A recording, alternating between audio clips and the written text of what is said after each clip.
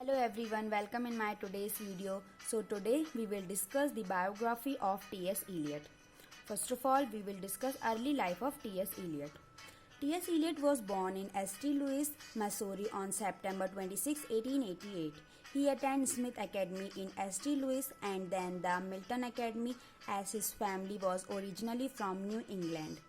His father, Henry Ware Eliot, was a successful businessman, president, and treasurer of a hydraulic press brick company in St. Louis, and his mother, Charlotte Champ Stearns, was a social worker.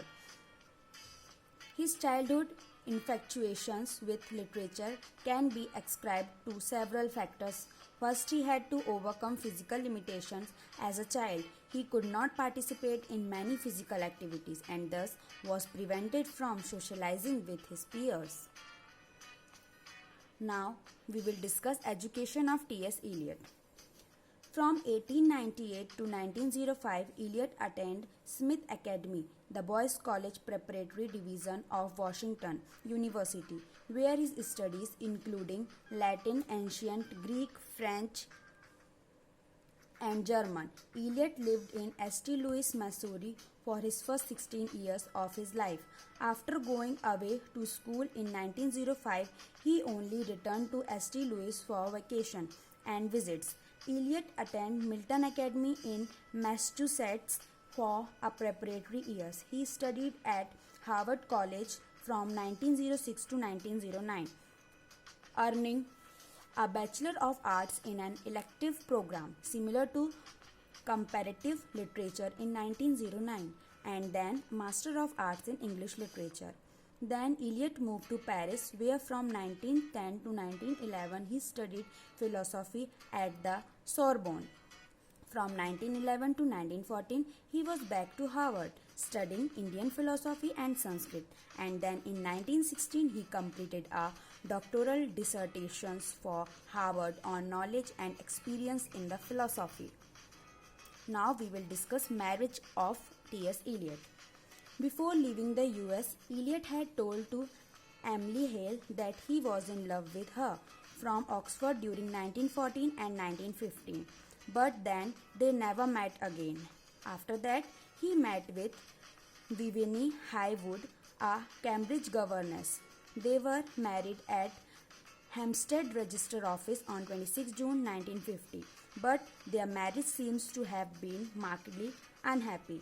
Then they separated in 1933 and originally on 10 January 1957 at the age of 68 he got married with Amy Warley Fletcher.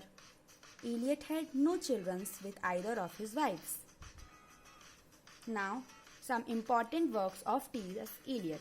Eliot regarded Four Quartets as his masterpiece, and it is the work that most of all led him to being awarded the Nobel Prize in Literature.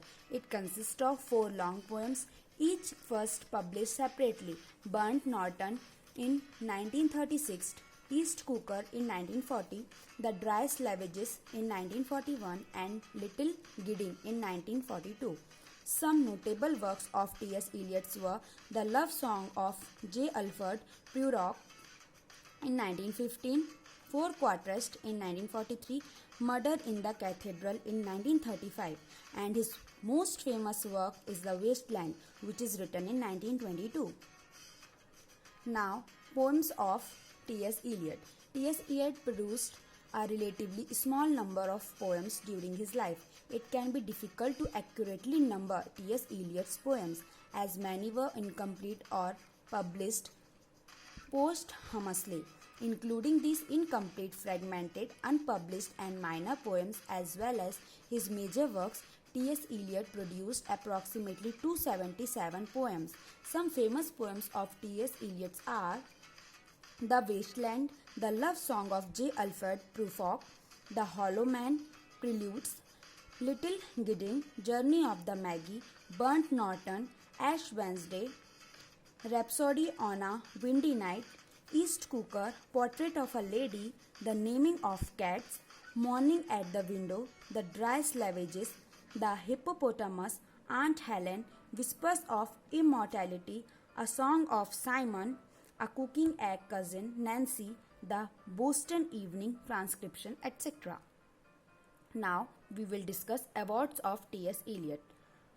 Nobel Prize in Literature in 1948, Presidential Medal of Freedom in 1964, Tony Award for Best Play in 1950, Tony Award for Best Original Score in 1983, Tony Awards for Best Book of a Musical in 1983, Laurence Olivier Mastercard Award for Best New Musical in 1981, New York Drama Critics Circle Award for Best Foreign Play in 1950, Outer Critics Circle Award for Outstanding Broadway Musical in 1983, Outer Critics Circle Award for Best Play in 1950.